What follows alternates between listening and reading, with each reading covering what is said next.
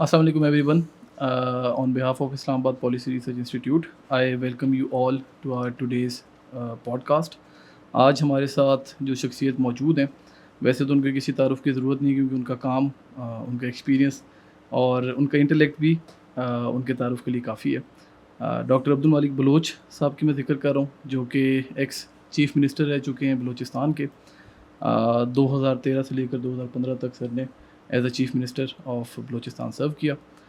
اور ان کے پاس یہ ڈسٹنکشن بھی ہے کہ پاکستان کے پہلے بلوچستان کے ایسے چیف منسٹر تھے کہ جو کہ ایک نان ٹرائبل لیڈر ہے, ایک عوامی انسان ہے, ایک عوامی شخص ہیں.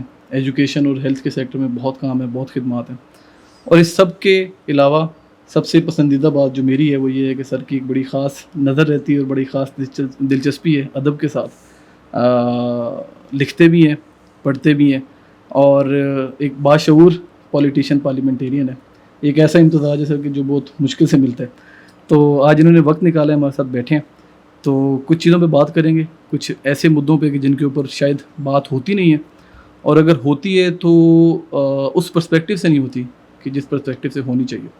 تو کوشش کریں گے کہ سر کے تجربے سے بھی فائدہ لیں اور سر کے کچھ اینیکڈوٹس بھی سنیں گے اور ایک بڑی کینڈیڈ قسم کی گفتگو کی طرف چلیں گے. تو ویلکم سر. بڑی مہربانی جی آپ نے. میں آپ کے ادارے کا اسلام آباد پالیسی ریسرچ انسٹیٹیوٹ کا مشکور ہوں کہ انہوں نے مجھے اظہار رائے کے ایک اور ذریعے سے متعارف کروایا جو اس سے پہلے میں نہیں تھا. آپ کی بڑی بڑی مہربانی. تو اتنا میں لائق نہیں ہوں جتنا آپ نے بولا. سر بالکل بھی نہیں. اصل میں ہماری پہلے یہ کنورسیشن چل رہی تھی کہ پوڈ کاسٹ اٹ سیلف کیا ہوتا ہے. جی آج کل یہ لفظ ہم ہر جگہ سنتے ہیں. تو سر کے ساتھ گفتگو میں بھی سب سے پہلا مسئلہ تو یہ ہے کہ یار پوڈ کاسٹ اور انٹرویو میں فرق کیا ہے, کیا یہ آڈیو ہوگا, کیا یہ ریڈیو پہ ہوگا. تو وہ بھی ہماری بڑی ایک دلچسپ گفتگو چلی ہے.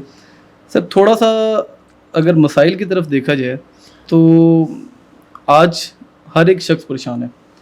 ہر ایک انسان جو صبح اٹھتا ہے اور روزی کمانے کے لیے نکلتا ہے وہ کسی نہ کسی مشکل میں گھرا ہوا ہے. اور آج جن ٹاپکس پہ پہلے کہیں نہ کہیں صرف ریسرچرز, ایکیڈیمکس, ایکسپرٹس, پریکٹیشنرز بات کرتے تھے, آج ہر ایک کامن انسان چاہتا ہے کہ ان کے اوپر بات ہو اور اس کے پاس بھی وہ انفارمیشن پہنچے. پوڈ کاسٹ بھی اسی کا ایک ذریعہ ہے کہ ہم ایک پلیٹ فارم بناتے ہیں کہ ایک عام انسان تک بھی وہ والی انفارمیشن آسانی سے پہنچ سکے. تو سر مشکلات کی جس طرح سے میں نے ذکر کیا, آپ کو کیا لگتا ہے سر کہ پاکستان کی مشکلات میں سے اس وقت سب سے بڑی مشکل کون سی ہے؟ کیا وہ اکنامک ایشو ہے, کیا پولیٹیکل پولرائزیشن ہے, کیا ہماری فارن پالیسی کا کوئی گیپ ہے, کیا ایکسٹریمزم اور ٹیررزم ہمارا ایشو ہے؟ تو سب سے بڑا ایشو اس وقت پاکستان کو جو ایز اے نیشن ہم جو فیس کریں وہ کیا ہے سر آپ کے خیال میں؟ میرے خیال میں صاحب یہ جو منطقی نتیجہ ہے ان سیاسی, معاشی, ثقافتی اور خارجہ پالیسی کی غلطیوں کی جو ہم کئی دہائیوں سے کر کے آ رہے ہیں, اس کی منطقی نتیجہ ہے کہ آج یہاں پہ ہم معاشی بحران میں ہیں, سیاسی کرائسس میں ہیں, کلچرلی ہم اتنا جو ہے نا ایک دوسرے سے دور ہو چکے ہیں, اور یہاں مثبت اقدار کی بجائے منفی اقدار نے یہاں جنم لی ہے.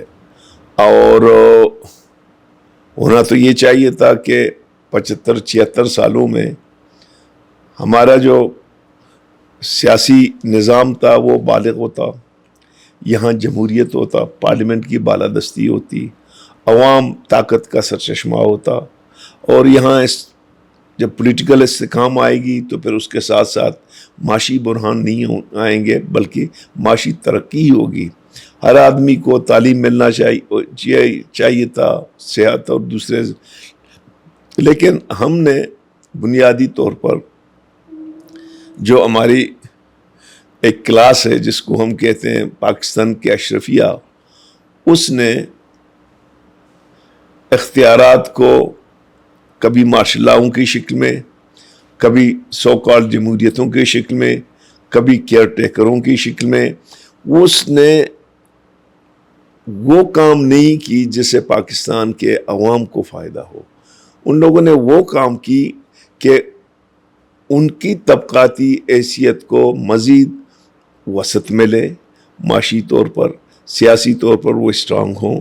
تو میں سمجھتا ہوں کہ اور یہ کلاس ہر جگہ پہ موجود ہے، چاہے پولیٹیشنز ہیں، چاہے بیوروکریٹس ہیں، چاہے فوجی ہیں، چاہے میڈیا مین ہیں یا ججز ہیں.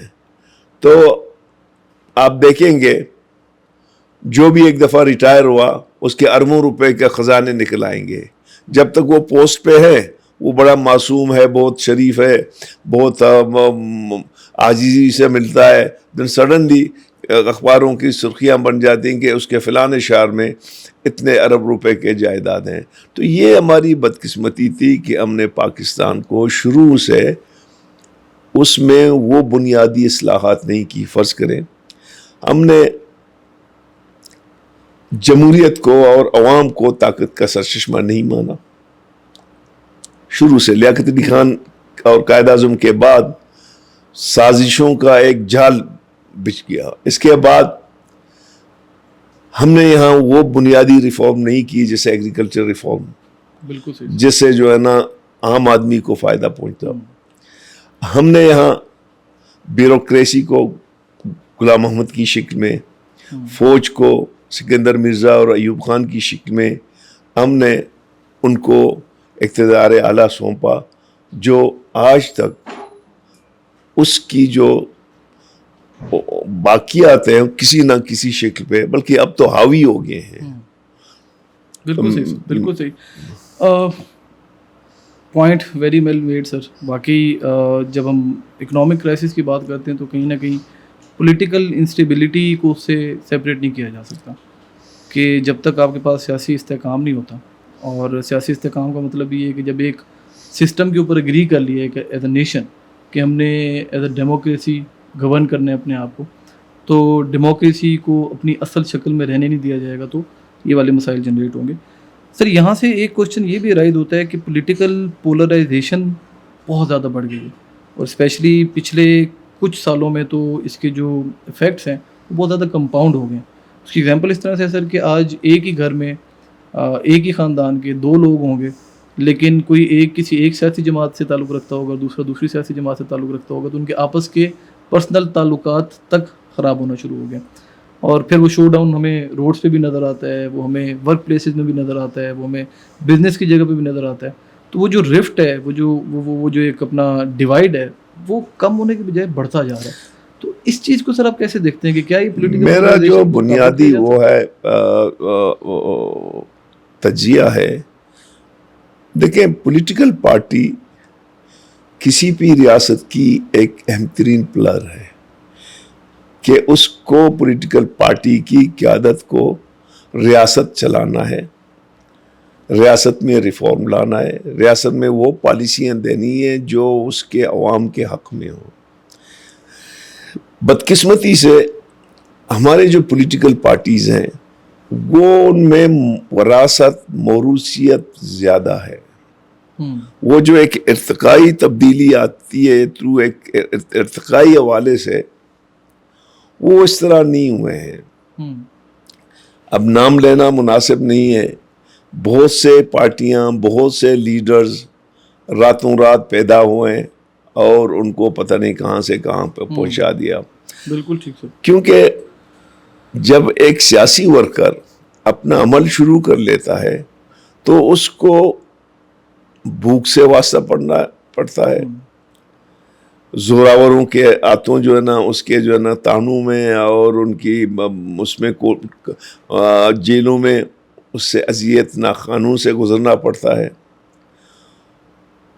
اور وہ مار مار کر کے یا ایک بڑی مشکل کے بعد، مطلب جب ہم پیچھے دیکھتے ہیں کہ وہ بھی ایک زمانہ تھا ہم اپنے پوسٹر بھی خود لگاتے تھے. ہمارے ہاں تو کرسیاں نہیں ہوتی تھی، وہ جو ہمارے بلوچی پیش کے جو ہے نا وہ ہوتے تھے وہ بھی ہم لوگ خود بچھاتے تھے. اور نعرے بھی خود لگاتے تھے, جواب بھی خود دیتے تھے. تو یہ ایک پروسیس ہے. پھر تب جا کے آپ کو پتا چلے گا کہ یار جب آپ بھوکے رہیں گے تو بھوک کا آپ کو احساس ہوگا. بالکل ٹھیک. تو میں سمجھتا ہوں کہ جو پاکستان کی جو جمہوریت ہے, آپ اس میں اگر کمپیئر کریں دنیا میں دو باتیں آپ کے سامنے رکھوں گا. جان میجر اور بے نظیر کو اگر آپ کمپیئر کریں, بے نظیر بہت پڑھی لکھی آکسفورڈینز, جان میجر ایک ٹیچر. وہ اس لیے اس نے ڈیلیور کی کہ اس کے پاس ایک سسٹم تھا, سسٹم نے ڈیلیور کی. یہاں بے نظیر 2 دفعہ آئی, دونوں دفعہ ناکام ہوئی. یہ ہے آپ کا سسٹم, ٹھیک ہے نا, کہ ہر آدمی وہاں اپنے سسٹم کے تھرو یا جو آئین میں اس کے اختیارات ہیں. یہاں تو ہر آدمی اگر کسی بیوروکریسی کی خواہش نہ ہو تو وہ فائل جو ہے نا بالکل آگے نہیں جائے گا. یہ آپ نے ایسی بات کی ہے, میرا بلکہ نیچرلی ہمارا جو اگلا وہ جس چیز پہ ہم نے بات کرنی تھی وہ بھی یہی تھی. وہ تو نیچرلی ایسا ہو گیا کہ اسی طرف ہم چل پڑے.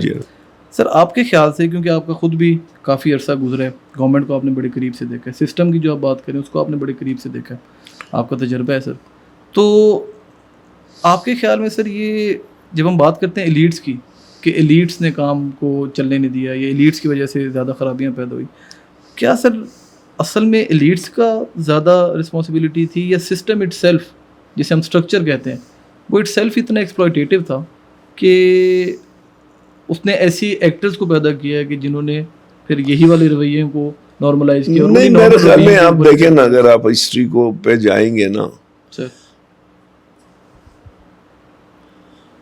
اب مسلم لیگ کی جو ہسٹری ہے, جن لوگوں نے خواری کی وہ تو اس ملک کے غدار نکلے نا. وہ تو یہاں مغربی پاکستان میں یا پنجاب میں تو نہیں تھے نا, وہ تو بنگال میں تھے, سہروردی سے لے کر جو ہے نا مجیب الرحمان تک وہ پیداوار تھے. یہاں پہ قائد اعظم کی وفات کے بعد لیاقت علی خان کو جب قتل کر دیا گیا تو یہاں سے سازشوں کا جو ہے نا وہ شروع ہوا. اب اس کے بعد دیکھیں نا,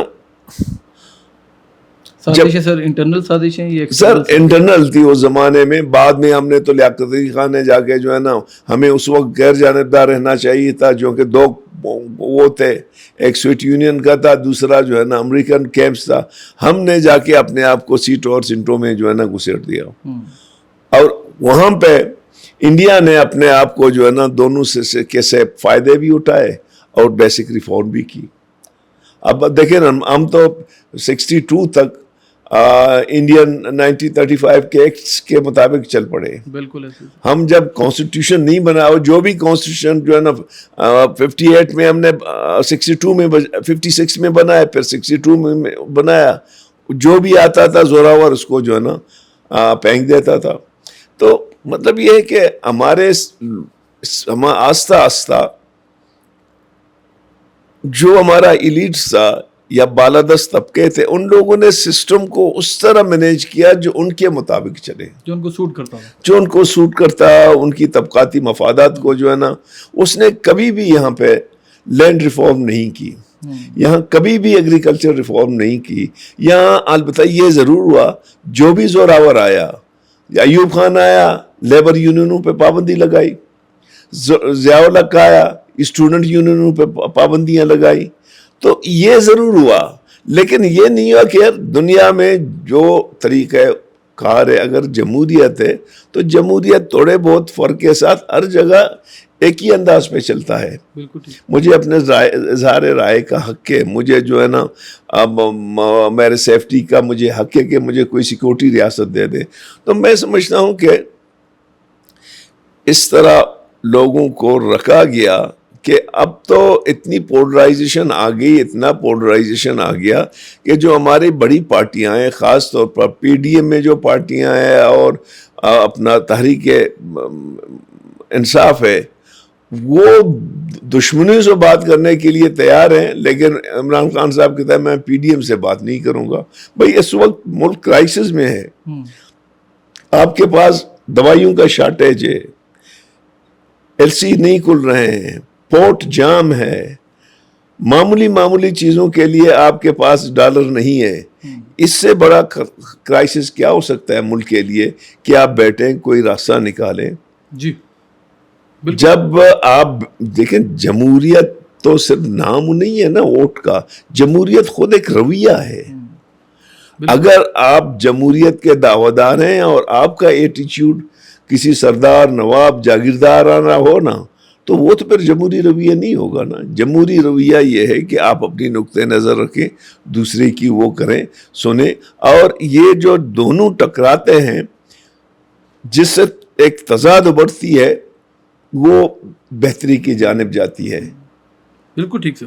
اچھا سر, آپ نے جس طرح بھی ذکر کیا ٹرائبل لیڈرز کا, جاگیردار, سردار کا, آپ کو جیسے میں نے پہلے شروع میں بھی بتایا کہ آپ کے پاس یہ ڈسٹنکشن ہے کہ بلوچستان کے پہلے وزیر اعلیٰ ایسے کہ جو ایک نان ٹرائبل لیڈر تھے.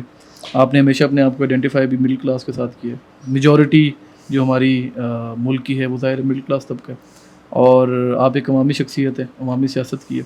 سر آپ کو بھی کیا فیل ہوتا ہے کہ 2-3 سالوں میں جتنے ہی اکنامک کرائسس آیا ہے, آپ کو پرسنلی بھی کوئی افیکٹ ہوا ہے سر یہ اکنامک کرائسس؟ میں تو سمجھتا ہوں کہ یہاں پہ جو بڑے ایلیٹس ہیں, ہم تو اب یہ نہیں کہہ سکتے کہ ہم لوگ مڈل کلاس کے ہیں. اب تو 2 کلاس ہو گئے پاکستان میں, یا نیچے یا اوپر ہے. اس کرائسس نے مڈل کلاس ختم کر دیا. مڈل کلاس آلموسٹلی ختم ہو گیا, میرے نزدیک تو ختم ہو گیا ہے. کیونکہ اب اگر مڈل کلاس کے پاس کسی زمانے میں کار گاڑی ہوتا تو وہ کار گاڑی نہیں رکھ سکتا ہے, ٹھیک ہے نا, وہ ایک اچھا گھر نہیں رکھ سکتا ہے, وہ اپنے بچوں کے ایک اچھی اسکول میں تعلیم نہیں دلوا سکتا ہے.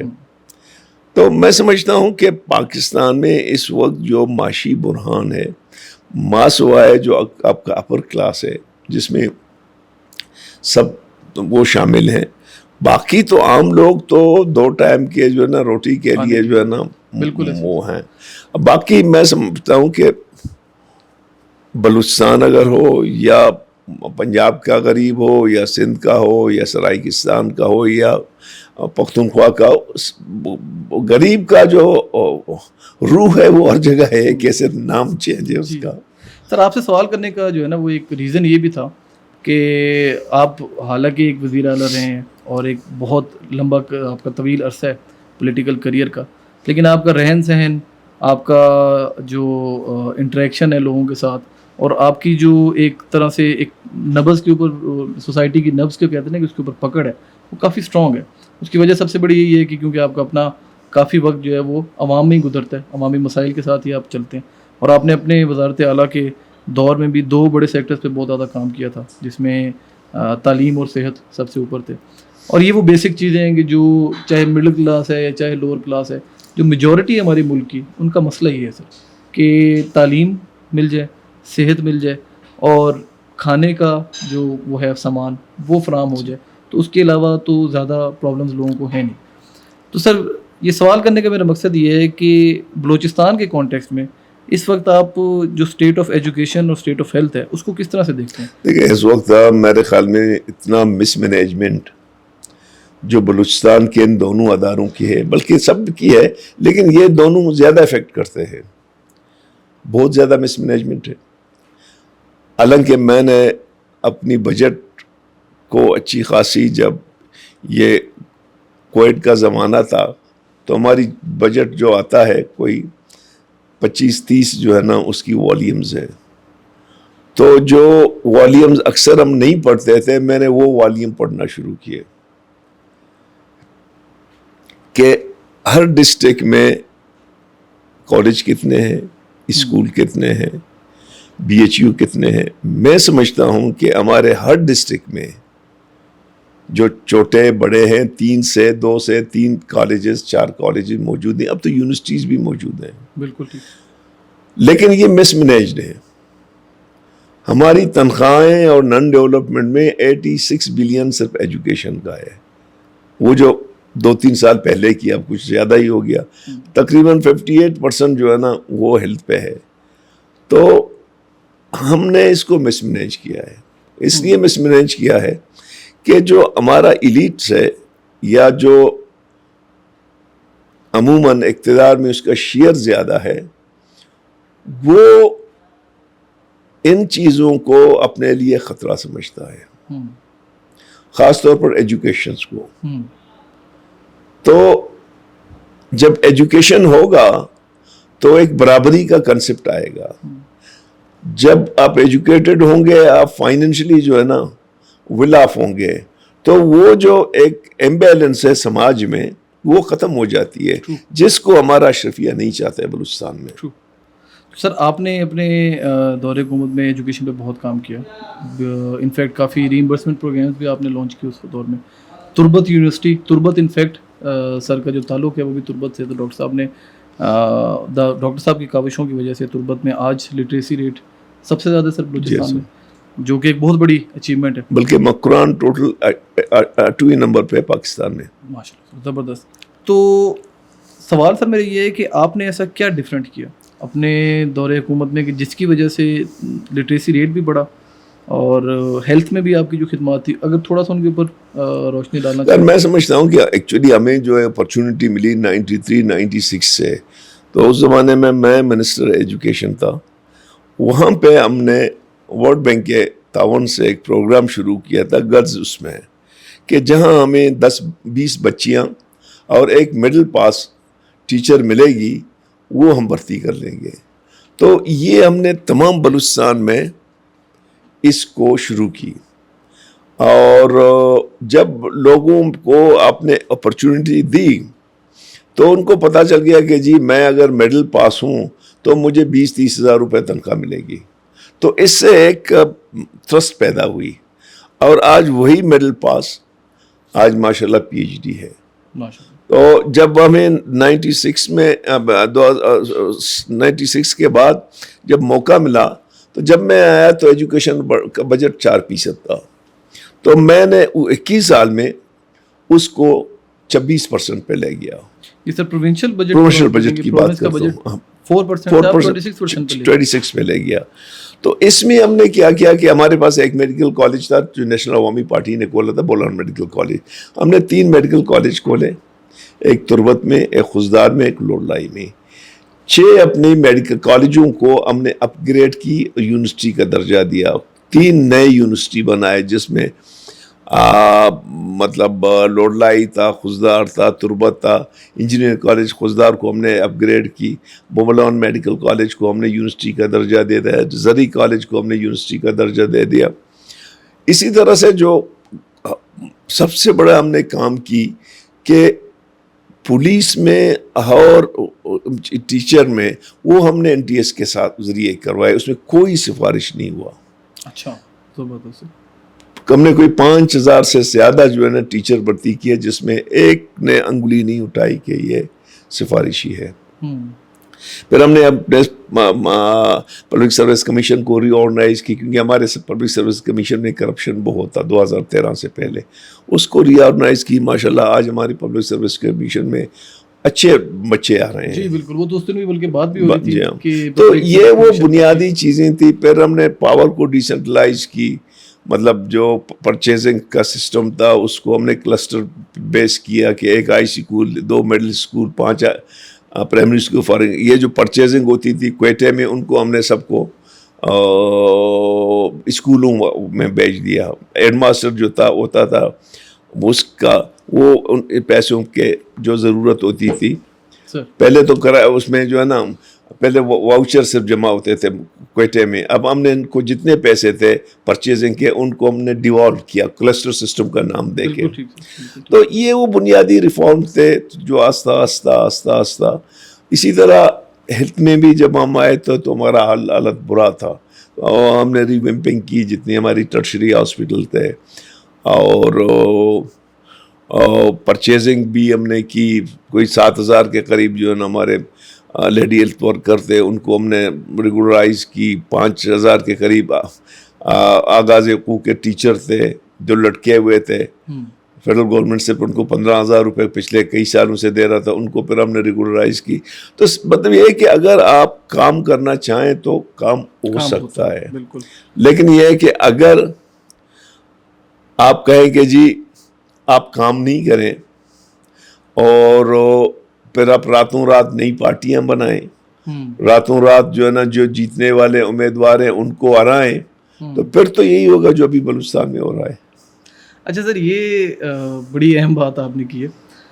پولیٹیکل پارٹیز کی اگر بات کی جائے بلوچستان کی اسپیشلی, کیا وجہ سر کہ بلوچستان بیسڈ پولیٹیکل پارٹی پچھلے 75 سالوں میں کوئی نیشنل پارٹی نہیں بن سکی؟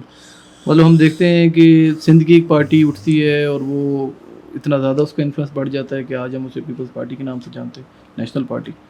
PMLN پنجاب بیسڈ, پھر ANP کا بھی کافی عرصہ انفلوئنس رہا ہے اور کافی ایک اچھا انفلوئنس رہا ہے.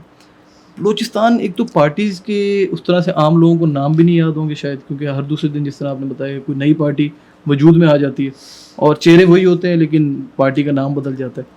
تو کیا وجہ دیکھتے ہیں سر آپ؟ میں تھوڑا سا اس کو کہوں کہ جب 1957 میں نیشنل عوامی پارٹی بنا تھا, جو بلوچستان کے میر گلوبس بیزنجو کی پارٹی استمنگل تھا, عبدالرس خان شہید کی پارٹی تھی, اپنا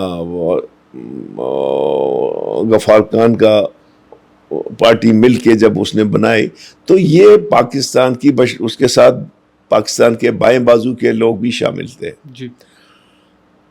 تو وہ کہتے ہیں کہ اگر الیکشن ہوتے اور ایوب خان ماشاء اللہ نہیں لگاتا تو نیشنل عوامی پارٹی جیت جاتا.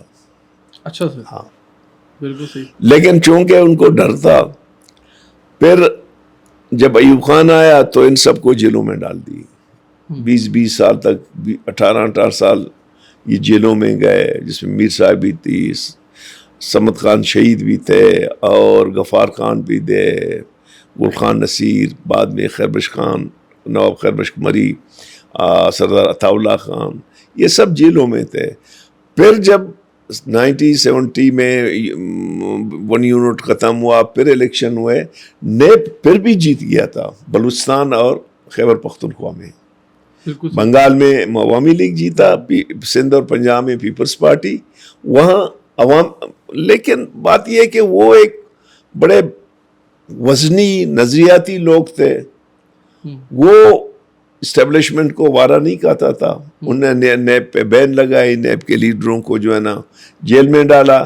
اس کے بعد پھر ہماری بدقسمتی شروع ہوئی کہ ہمارے جتنے جو ہے نا پنجاب کے دوست تھے, سندھ کے دوست تھے, پشتون اور بلوچ پولرائزیشن ہوگی, پھر بلوچ اور بلوچ پولرائزیشن ہوئی.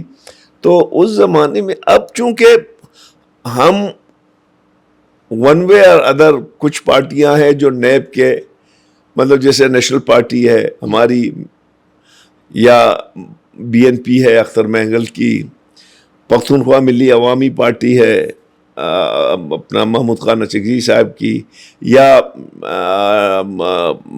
اپنا نیشنل عوامی پارٹی ہے, یہ اس پارٹی کے ہیں. یہ پارٹیاں اپنی جگہ پہ ہیں. ہمارے ہاں جو الیکٹیبلز ہیں, جو ہمارا اشرفیہ ہے, اس کے ٹرانسفر پوسٹنگ ہوتی ہے. مطلب 2002 کے الیکشن میں وہ مشرف کے ساتھ ہے, مسلم لیگ کاف میں بالکل ٹھیک حکومت کر رہے تھے. 2008 میں یہ سب پیپلز پارٹی میں چلے گئے. 2013 میں یہ سب مسلم لیگ میں چلے گئے. بالکل ٹھیک. 2018 میں یہ سب باپ میں چلے گئے. تو باقی جو نظریاتی پارٹی ہیں وہ اپنی جگہ پہ ہیں. سر ان الیکٹیبلز کا راستہ کیسے روکا جا سکتا ہے؟ الیکٹیبل کا راستہ صرف یہ ہے کہ اسٹیبلشمنٹ اپنی دست شفقت ان پہ اٹھائیں, سیاسی کارکنوں کو چھوڑیں کہ وہ ان علاقوں میں سیاست کریں. یہ الیکٹیبل جو ہے نا وہ ختم ہوں گے. سر الیکٹورل ریفارمز کے تھرو اس کی بھی ضرورت ہے, لیکن بات یہ ہے کہ آپ ان کو سپورٹ نہ دیں. Let the people to decide. بالکل ٹھیک. اگر عوام کو آپ موقع فراہم کر لیں تو یہ الیکٹیبل جلدی ختم ہو جائیں گے, بہت کم رہ جائیں گے. بالکل ٹھیک. اچھا دوسری چیز سر, یہیں سے بہت اہم نقطہ, بلوچستان کی جب بھی ہم بات کرتے ہیں تو ایک مین سٹریم کا, اگر میں آپ کو یہ میجورٹی کا, پتہ نہیں میجورٹی کہنا ٹھیک بھی ہوگا یا نہیں ہوگا, لیکن چلیں جو ہمارے مین سٹریم علاقے سمجھے جاتے ہیں پنجاب کے ایریاز میں, ایک پرسیپشن بنا ہوا ہے کہ بلوچستان کا نام آتے ساتھ ہی لوگ کچھ بے چینی کا شکار ہو جاتے ہیں, کچھ انگزائٹیز ہو جاتی ہیں, اور پرسیپشن ہی بنا ہوا ہے کہ بلوچستان میں سیکیورٹی حالات بڑے خراب ہیں. وہاں پہ جو وہ ہے اپنا آرمڈ گروپس ہیں اور وہاں پہ نفرت ہے, وہاں پہ اپنا وائلنس ہے, لوگ اگریسو ہیں. تو یہ پرسیپشن تو کہیں نہ کہیں ملتا ہے جو کہ ایک ٹھیک ہے غلط ہے, اس کے اوپر بات کی جا سکتی ہے. سوال سر میرا یہ ہے کہ آپ کے اپنی دور حکومت میں بھی you were the person who lead the reconciliation process, اور یہ وہ وقت تھا کہ جب کافی عرصے کی ایک اپنا ایک انریسٹ کے بعد آہستہ آہستہ پیس آنا شروع ہوا, چیزیں پازیٹیوٹی کی طرف جا رہی تھی, ہتھیار ڈالنے شروع کیے لوگوں نے, لوگ واپس سے اسٹیٹ کے ایمبٹ میں آنا شروع ہوئے اور کافی پازیٹیو ڈیولپمنٹس ہوئی. آج کی جو سچویشن ہے سر بلوچستان کی, اس کو آپ کس طرح سے دیکھتے ہیں؟ دیکھیں, میں آپ سے کروں کہ بلوچستان کو مینیج کرنا بھی بڑا آسان ہے, اس کو بگاڑنا بھی بڑا آسان ہے. اگر بھٹو صاحب نیب کی حکومت نہیں توڑتی تو شاید 1973 کی انسرجنسی نہیں ہوتی, کیونکہ نیب نے تو جیتا تھا. اسی طرح 58 میں اگر خان قلات کو اریسٹ نہیں کرتے تو شاید نواب نوروز خان کا ریئیکشن نہیں آتا. تو یہاں پہ بھی یہی ہوا. 77 کے بعد حالات بڑے سموتھ جا رہے تھے. 35 سال میں کوئی انسرجنسی نہیں تھی, ہم لوگ سارے وزیر تھے. 47 کی بات کر رہے ہیں؟ میں 77 کی بات کر رہا ہوں. جب ضیاء-ال-حق نے مارشاء اللہ لگایا, وہ 73 والی انسرجنسی ختم ہوئی اور سب جو ہے نا مارشاء اللہ کے بعد الیکشنز ہوئے 88 میں, 90 میں, 93 میں, ہم لوگ 97 میں, سب یکے بعد دیگرے ہم وزیر رہے ہیں, ہم نے پاور انجوائے کیے ہیں. پھر اچانک جو ہے نا اسٹیبلشمنٹ کی جو ہے نا وہ بدل جاتی ہے اور وہ نواب اکبر خان کو, نواب خیر بخش مری کو جیل میں ڈال دیتا ہے اور نواب اکبر خان کو سپیس کرنے کی کوشش کر لیتا ہے اور اس کے گھر پہ حملہ ہوتا ہے.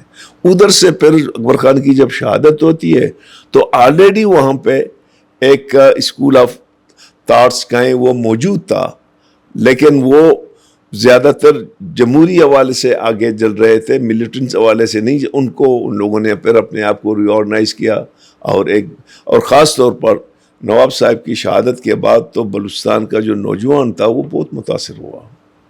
اب اس کا حل یہ تھا کہ آپ ان کو ایڈریس کریں, ان کو وہ اپرچونٹی دے دیں کہ وہ ری تھنک کریں کہ جی اب وہاں پہ کیا کیا, غائب کرنا شروع کی دی, بلوٹریڈ باڈیز کا نکلنا شروع ہوا اور اس سے روز بروز وہ نفرتیں بڑھتی گئی. جب میں آیا تو میں نے آل پارٹیز کانفرنس میں میں نے یہ کہا کہ میاں صاحب بھی بیٹھے ہوئے تھے, اس کی چیئر میں ہو رہا تھا, جنرل راحل بھی تھا, تو میں نے کہا کہ جی اگر آپ لوگ مجھے اجازت دیتے ہیں, میں سمجھتا ہوں کہ بلوچستان کا مسئلہ ہر وقت نیگوسیشن سے حل ہوا ہے. چاہے 77 میں ضیاء-ال-حق نے کیا تھا, وہ بھی میر غوث بزنجو اور اپنے ہمارے نواب خیر بخش اور سردار عطا اللہ سے, یا نیب کی لیڈرشپ سے, یا اس سے قبل ہوئی ہے. آپ اس کو گن پوائنٹ پہ ختم نہیں کر سکتے. تو ان لوگوں نے جب مجھے اجازت دی تو میں نے کوشش کی ایک حد تک, ناٹ 100% بٹ مور دین 50%. میں نے ملاقاتیں کی, ایک دوسرے کو راضی کرنے کی کوشش کی کہ جی یہ جنگ کو ہم ختم کریں, اور آ کے وہ کافی حد تک آگے گیا تھا جی. لیکن بعد میں جب میں نکلا تو شاید پیچھے والوں کی اور پولیٹیکل اگر ہوتا یا اسٹیبلشمنٹ کا, ان کا رائے مجھ سے مختلف تھا, تو ان لوگوں نے اس پروسیس کو روک لیا. اور اب بھی میں سمجھتا ہوں کہ آج بھی اگر سنسیئرلی کانفیڈنس بلڈنگ شروع کریں, خاص طور پر یہ جو روزانہ لاپتہ افراد ہو رہے ہیں, ان کو لاپتہ کو جا کے جو ہے نا قانون کے سامنے پیش کرے, یا جو مار کٹائی ابھی بھی ہو رہی ہے کہیں پہ کسی کی ڈیڈ باڈی, یہ وہ چیزیں ہیں جو نفرتیں پیدا کرتی ہیں. تو اگر کانفیڈنس بلڈنگ ہیں اور ریجنل وے پہ آپ نیگوسیشن کریں, وہ کہ اس ٹائم آسان تھے, اب تھوڑا سا مشکل ہو گئے, لیکن میں سمجھتا ہوں کہ یہ ناممکن نہیں ہے. It's possible. سر ابھی کس چیز کی ضرورت ہے؟ نیگوسیشن تو چلیں سر, نیگوسیشن اس میں پہلی بات تو یہ کہ کلیئرٹی ہو, مائنڈ کی کلیئرٹی ہو. ٹھیک ہے کہ اگر آپ مانگیں گے، جیسے میرے ساتھ وہ ہوا، میں نے بعد میں محسوس کی کہ جی کچھ لوگ تو کلیئر تھے نیگوسیشن میں، کچھ لوگ کلیئر نہیں تھے. مائنڈ کی کلیئرٹی بہت ضروری ہے، اور خاص طور پر جو ہے نا وہ ہماری جو ہے نا عسکری قیادت کی، اس کی مائنڈ کی کلیئرٹی بہت ضروری ہے. جب تک اس کی مائنڈ کی کلیئرٹی نہیں ہوگی، سب آن بورڈ نہیں ہو گئے، تو شاید جو ہے نا پھر یہ مس فائر کرے. تو اگر کلیئرٹی ہو تو بیچ میں ایسے اقدامات کریں جیسے جو ہے نا ایک دوسرے پہ اعتماد بحال ہو، تو شاید اس کو تو آپ آگے لے جا سکیں. جی سر، سیکیورٹی سچویشن کو بھی کیسے دیکھتے ہیں آپ؟ خراب ہے بلوچستان میں؟ سر دیکھیں نا، میں اگر کہوں سیکورٹی سچویشن بہت خراب ہے تو ایسا نہیں ہے، بہت اچھا ہے ایسا نہیں ہے. بلوچستان میں وقتاً فوقتاً واقعات ہو رہے ہیں، لیکن اس طرح کے نہیں ہوئے تھے جو 2013 اور 2014 میں جب میں آیا تھا. تو ایک جانب مذہبی انتہا پسندی تھی، خودکش دھماکے ہو رہے تھے، دوسرے جانب بلوچ ملیٹنٹ تھے. تو یہ اکا دکا واقعات ہوتے ہیں، لیکن اس کی انٹینسٹی اب کم ہو گئی ہے، وہ والا کم نہیں ہے. اگر میں کہوں کہ ادھر آئیڈلز ہے، ایسا نہیں ہے. اس کا مطلب یہ ہے کہ روم ہے، اسپیس ہے نیگوسیشن کا، پیس کا، پازیٹیوٹی کا.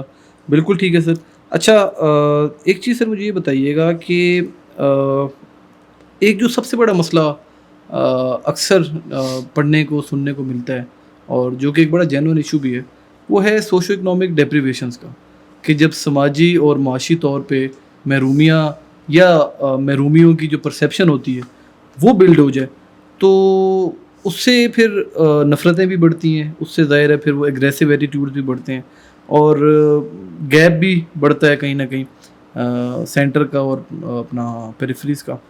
تو سوشو اکنامک ڈیپریویشن سر بلوچستان میں آج بھی ایگزسٹ کرتی ہیں، لیکن پوسٹ 18th امینڈمنٹ، کیونکہ آپ خود بھی پروونشل اٹانومی کے ایک بہت بڑے ایڈوکیٹ رہے ہیں سر، اور 18th امینڈمنٹ کو تو ظاہر پروونشل اٹانومی کا ایک چیمپئن کہا جاتا ہے. پوسٹ 18th امینڈمنٹ ڈیپریویشنس آج بھی کیوں ایگزسٹ کرتی ہیں، کہ جب بہت سارے ایسے سبجیکٹس ہیں، کانسٹیٹیوشنل سبجیکٹس، جو کہ پروونسز کو مل گئے ہیں اور ان میں بلوچستان بھی شامل ہے، تو وہ ڈیپریویشنز یا پھر وہ جو نیشنل ریسورسز کی ایکوٹیبل ڈیوائڈ کی بات کی جاتی ہے، وہ کیوں نہیں ہو رہی سر؟ دیکھیں، اس میں ڈیٹیلز میں جانے سے پہلے میں تھوڑا سا بلوچستان کی جو اکانومی ہے اس کو آپ کے ساتھ شیئر کرتا ہوں. سر، بلوچستان کی جو اکانومی ہے وہ ڈیپینڈ کرتا ہے، جس کو ہم کہتے ہیں ریسورسز، اس کا تیل اور گیس، منرلز، اس کا کوسٹ، ایگریکلچر اور لائف اسٹاک ہے. یہ ہماری مین اکانومی ہے. اب اس میں گریونسز اس طرح ابھرے ہیں کہ فرض کریں 57 میں گیس تمام پاکستان میں پہنچ جاتا ہے، اور انڈیا کے بارڈر تک بھی جاتا ہے، اور یہاں کے جو ہے نا چاہے انڈسٹریز ہوں، چاہے کمرشلز ہوں، چاہے گھریلوی ہوں، چاہے آپ کے جو ہے نا کھاد ہو، پیسٹی سائڈز، یہ تمام گیس سے اسی گیس ہے جس کا نام ہے سوئی. اور اس کے بدلے میں اگر آپ جائیں ڈیرہ بگٹی میں یا سوئی میں، میرے خیال میں پاکستان کا پسماندہ ترین وہ ڈسٹرکٹ ہے. اس میں دونوں کا جو ہے نا وہ شامل ہے، چاہے فیڈرل گورنمنٹ نے بھی وہاں کوئی انویسٹمنٹ نہیں کی، اور پروونشل گورنمنٹ نے بھی وہاں اچھے کا، اگر 57 میں آپ اچھے انسٹیٹیوشن بنا لیتے تو ڈیرہ بگٹی اس طرح نہیں ہوتا. نمبر 1 یہ کیس اسٹڈی ہے. جی، دوسرا کیس اسٹڈی سندک ہے. سندک کو 30 سال کے قریب ہو رہا ہے یا 25 سال کے، تیسرا ایکسٹینشن ہے ابھی چل رہا ہے. ہم نے چائنا کو دیا ہے. 50% اس کی آمدنی ہے چائنا ہے، 48% پاکستان فیڈرل گورنمنٹ ہے، 2% رائلٹی سر بلوچستان کا ہے. اب اس کے بدلے میں جو جس ڈسٹرکٹ میں سندک ہے وہاں نہ پانی ہے، نہ وہاں پہ کوئی اچھا اسکول ہے. میں نے جب میں 93 میں تھا چلا گیا، کیونکہ میری پارٹی وہاں پہ اسٹرانگ ہے اپنا چاغے ڈسٹرکٹ میں اور دالبندین میں خاص طور پر، تو وہاں ہم نے انٹرمیڈیٹ بنایا. پھر 2014 میں گیا، اس کو ہم نے ڈگری کی. پانی کا مسئلہ ہم نے, اب دیکھیں نا, اگر لوگ کہے کہ وسائل ہمارے ہیں, ہم پہ خرچ نہیں ہوتے ہیں, تو لوگ ریئیکشن میں چلے جاتے ہیں. اگر یہی وسائل ان کی زندگیوں کو تبدیل کریں تو ہر آدمی ہاتھ میں پیڈل گورنمنٹ کا پکڑ لیتا ہے, یا کسی کمپنی کا کہ جی آؤ میرے علاقے میں جو ہے نا کھدائی کرو, شاید کچھ نکل جائے اور میری قسمت بدل جائے. ڈیرا بگٹی اور دال بندین کی قسمت نہیں بدلی. اب ریکوڈیک کا بھی یش ہوگا. اب جائیں سی پیک میں اور پورٹ میں, گوادر میں جو پورٹ ہے اس کے 93% وہ چائنیز ہے, اس کی انکم 7% فیڈرل گورنمنٹ ہے. نہ بلوچستان کو ٹکا ملے گا نہ اپنے گوادر کو. پھر یہ مطلب اس طرح سے اگر آپ سمجھتے ہیں کہ چیزیں آن بورڈ ہو سکتی ہیں, کبھی نہیں ہو سکتی. گوادر کے لوگوں کو آپ جابس کی اپرچونٹی نہیں دیں گی, اس کی تشخص کو آپ جو ہے نا مینٹین نہیں رکھیں گے, اس میں جو ہے نا آپ کوئی ایسی ادارہ آپ نہیں بنائیں گے کہ جہاں اس کی جو ہے نا تربیت ہو, کہ جب پورٹ فلی آپریٹ ہوگا تو گوادر کے لوگ لگیں گے. ٹیکوں میں آپ کو کاروبار میں اس کا کوئی شیئر نہیں ہے. تو ماسوائے وہاں ریت اور بجری کے جو لوکل ہیں, باقی سارے چائنا سے آ رہے ہیں, لیبر بھی چائنا سے آ رہا ہے. تو آپ کہتے ہیں کہ میں ایک سرمایہ کو اپنے علاقے میں انوائٹ کرتا ہوں تاکہ اس کے فائدے مجھے ملیں. گوادر والوں کو یا بلوچستان والوں کو تو اب نہیں. باقی سی پیک تھا $58 بلین, یہ جتنے آئے ان میں ہمارے ہاں تو پینٹ خرچ نہیں ہوا ہے. سر یہ تو بالکل بجا بات ہے کہ نیشنل پروجیکٹس کی جو بات کی جائے اس میں تو چلیں ٹھیک ہے, فیڈرل گورنمنٹ کا بھی رول ہے, سینٹر کا بھی رول ہے, لیکن sir what about provincial projects? Provincial project بھی مس مینیج ہیں, انتہائی کرپشن کے شکار ہیں. بالکل دیکھیں, ہم کہتے ہیں کہ ہائی وے فیڈرل گورنمنٹ بنائے, وہ ہمارا جائز مطالبہ ہے. ٹرانسمیشن لین فیڈرل گورنمنٹ بنائے, بڑے ڈیم فیڈرل, لیکن اسکول تو ہمیں بنانے ہیں نا, ہاسپٹل تو ہمیں بنانے ہیں, بالکل اپنا جو ہے نا واٹر سپلائی ہمیں بنانا ہے, سیوریج ہمیں بنانے ہیں. تو اگر ہم کہیں کہ جی تربت کی اسکول کو اسلام آباد والا ٹھیک ہے تو یہ زیادتی ہے. تربت کی اسکول کو اگر ٹھیک کروں گا تو میں کروں گا یا وہاں کا نمائندہ کرے گا. تو یہ دونوں جو ہے نا, میں سمجھتا ہوں کہ دونوں قصوروار ہیں. بڑی چیزوں میں فیڈرل گورنمنٹ ہے, چھوٹی چیزوں میں اگر یہی بجٹ مل رہا ہے, یہی بجٹ بھی بلوچستان میں صحیح معنوں میں خرچ ہو جائے تو بہت کچھ ہو سکتا ہے. لیکن وہ کرپشن کی زد میں ہے. وہاں کے لوکل جو ٹرائبل لیڈرز ہیں, جو ایلیٹس ہیں, ان کا رول کیسے دیکھتے ہیں سر آپ؟ ایلیٹس کا کام ایکسپلائٹیشن کرنا ہے, ریلیف نہیں دینا ہے.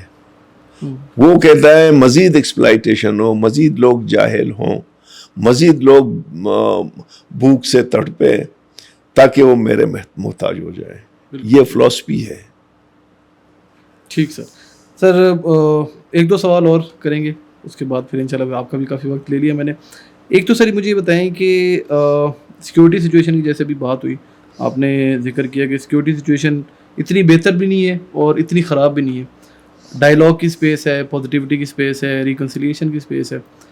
لیکن اس سب میں سر ایک بہت بڑا سوال یہ بھی ہے کہ جو ایکسٹرنل فورسز کا جو رول ہے اور ایکسٹرنل فورسز کی جو انوالومنٹ ہے, اس کے ہوتے ہوئے آپ کو لگتا ہے کہ کوئی بھی نیگوسیشن, کوئی بھی ڈائلاگ, ریکنسیلیشن سکسیزفل ہو سکتی ہے؟ دیکھیں, میں اس میں ایکسٹرنل فورسز کا جو فیکٹر ہے اس کو نگیٹ نہیں کرتا ہوں, وہ اپنی جگہ پہ موجود ہے.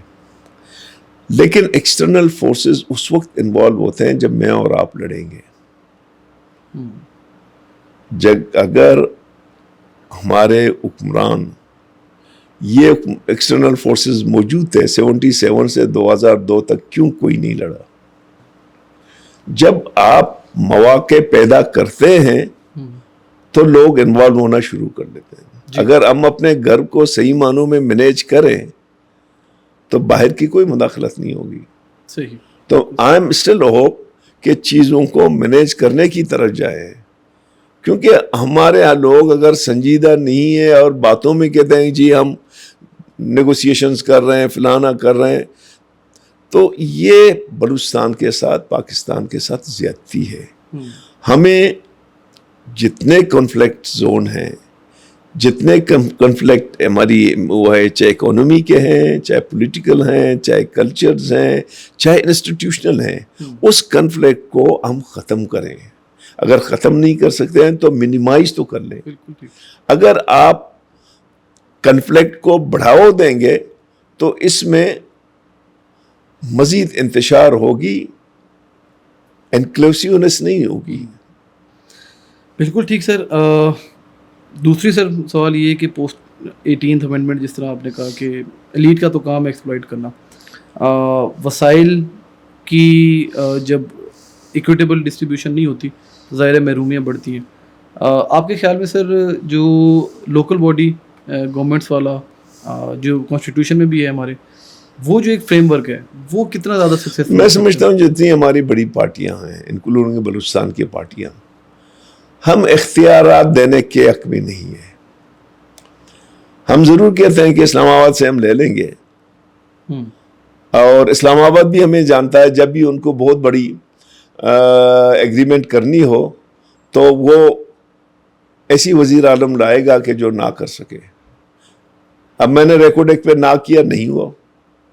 میں نے صندوق پہ نہ کیا، نہیں ہوا. پی پی ایل پہ نہ کیا، نہیں ہوا. میرے دور میں نہیں ہوئے. میں نے کہا اگر کرنا ہے تو 50% صندوق کا مجھے دے دو، 50% فیڈرل گورنمنٹ اس کا ہے، چائنا کا ہے. لیکن نہیں، پہ تو ابھی 25% ملا. وہ اگر ایگریمنٹ آ جائیں تب پتہ چل جائے گا آپ لوگوں کے وہ کیا ہے. وہ 25% نہیں ہے. اس میں ایک حصہ ہے جو مفت کا ہے، ایک حصہ ہے جو آپ انویسٹمنٹ کریں گے، اور اس کی اتنی ہیوی انویسٹمنٹ ہے کہ ریکارڈ ختم ہوگا اس حصے کے پیسے آپ نہیں دے سکیں گے. بالکل صحیح. ٹھیک ہے نا. ریکارڈنگ تو ابھی تو ایک بات ہے جو ابھی تک جو جب تک بلیک اینڈ وائٹ میں نہیں آئے گا ہم کیا اس کے بارے میں کہہ سکتے ہیں. ڈیٹیلز اس کی پبلک ہوں گی. لیکن میں سمجھتا ہوں کہ لوکل باڈیز کے بغیر ڈیموکریسی ممکن ہی نہیں ہے. ہمیں پاور کو ڈیسنٹرلائز کرنا چاہیے. فرض کریں پہلی بات تو یہ ہے کہ ہم نے نیشنل فائننس وہ لے لیا ہے، ہمیں فائننس ایوارڈ، ہمیں پروفیشنل فائننس ایوارڈ کی جانب جانا چاہیے. نمبر 1، ہم وہ محکمے جو لوکل باڈیز مینیج کر سکتے ہیں، فرض کریں ہماری primary school, middle school, dispensaries, BHUs، water supplies, sanitations, یہ وہ چیزیں ہیں جن کو آپ UC ناظموں کے ذریعے، ممبران کے ذریعے، میونسپل کارپوریشن میں، میونسپل کمیٹی میں، کونسلان کے ذریعے آپ زیادہ بہتر مینیج کر سکتے ہیں. ایک وزیر بیٹھا ہوا ہے کوئٹے میں، اور وہ 1000 کلومیٹر جو ہے نا مند کے بارڈر پہ وہاں ایک پرائمری اسکول ہے، اس کو کس طرح مینیج کرے گا؟ سے امپاسبل. میں تو چونکہ ڈیسنٹرلسٹ ہوں، میں سمجھتا ہوں کہ اسلام آباد میں کوئی پاور نہیں ہونا ہے، وہی پاور ہونا چاہیے جو ان کی ضرورت کے ہے. باقی کوئٹے میں کوئی پاور نہیں ہونا چاہیے، جتنے اس کی ضرورت کے ہیں وہ ہو جائیں. باقیوں کو ڈسٹرکٹ لیول پہ، یونین کونسل لیول پہ جانا چاہیے، تب جا کے ہم ایک ڈیموکریٹک گورنمنٹس بنیں گے. اب وہ ہمارے پاس لوکل باڈیز کا جتنے، میں آیا 2013 میں، بلوچستان کے حالت اتنے خراب تھے، میں نے لوکل باڈیز کا وہ اعلان کیا. میں نے کہلے ایک واقعہ نہیں ہوا، سنگل واقعہ. آپ اگر ہسٹری کو دیکھیں، پہلا لوکل باڈیز ہوئے تھے وہ بلوچستان میں ہوئے، باقی کسی جگہ پہ نہیں ہوئے تھے. میرے تمام کولیشن گورنمنٹ جو ہے نا وہ اعتراض کر رہے تھے، پارٹنرز. لیکن جب میں نے کیا کہتے واہ واہ، ایک واقعہ نہیں ہوا، سنگل. نہ حکومت انوالو رہا، نہ کوئی لا اینڈ آرڈر کا پرابلم رہا. پچھلے سال بلوچستان میں ہوئے، کوئی پرابلم نہیں ہے، تمام لوکل باڈی سموتھلی ہوئے. دیکھیں نا، آپ لوگوں کو پارٹیسپیٹ کرتے، ڈیموکریسی مین پارٹیسپیشنز، پارٹیسپیٹری ڈیموکریسی جو ہم کہتے ہیں کہ انڈائریکٹ ڈیموکریسی. تو وہ تو یہی ہے کہ آپ لوگوں کو میکسیمم لوگوں کو جو ہے نا پارٹیسپیشنز میں وہ کر لیں. آخری سوال سر، ریجنل کانٹیکس میں اگر دیکھا جائے تو پوسٹ US وڈرول افغانستان کا اسپل اوور دیکھتے ہیں بلوچستان پہ سر، کیونکہ ہمارا جو بارڈر ریجن ہے وہ ظاہر ہے بہت پورس ہے. دیکھیں میں تو آپ کی بات کو سمجھ گیا. میری ذاتی رائے یہ ہے، پارٹی پالیسی یہ ہے کہ ہم تمام ہمسایوں کے ساتھ اپنے تعلقات ٹھیک رکھیں، چاہے وہ پیپلز ٹو پیپلز کنٹیکٹ ہو، چاہے وہ ٹریڈ ہو، چاہے ڈپلومیٹک وہ ہوں، کیونکہ ہمسائے نہیں بدلتے ہیں. اگر ہم نے ہمسائے کے ساتھ تعلقات ٹھیک کیے تو امریکہ کا کوئی بھی پرابلم ہم پہ وہ نہیں ہوگا. لیکن اگر ہمارے ہمسائیوں کے ساتھ تعلقات ٹھیک نہیں ہوں گے تو کوئی بھی ان سے فائدہ اٹھا سکتا ہے. بالکل ٹھیک. اگر ہم تعلقات ٹھیک کریں گے تو ٹھیک ہوگا، کیونکہ دس از اب یہ ایج ہے اکانومی کا. اگر آپ اکانومی کو امپورٹنٹ نہیں دیتے ہیں تو پھر دنیا آپ کو امپورٹنٹ نہیں دے گا. بہت شکریہ سر، تھینک یو سو مچ. بڑی مہربانی. گفتگو کر کے سر ہمیشہ کی طرح آج بھی بہت مزہ آیا. بلکہ آپ کے ساتھ تو جب بھی گفتگو کرتا ہوں سر تو وہ ایک شعر ذہن میں گردش کرتا ہے کہ ہم نغمہ سرا کچھ غزلوں کے، ہم صورت گر کچھ خوابوں کے. تو آپ بھی سر اسی طرح سے نغمہ سرائیں کچھ غزلوں کے، صورت گر کچھ خوابوں کے. لیکن ظاہر ہے اس کے ساتھ آپ کا پریکٹیکل ایکسپیرینس، تجربہ بہت زیادہ ہے. اور ہمیشہ کی طرح کافی سیر انگیز گفتگو رہی سر. آپ کی آمد کا، آپ کے وقت کا بہت شکریہ. نیکسٹ ٹائم انشاءاللہ پھر ملاقات کریں گے. بہت شکریہ. اللہ میں آپ کے اور آپ کی ٹیم کا مشکور ہوں sir. Thank you very much.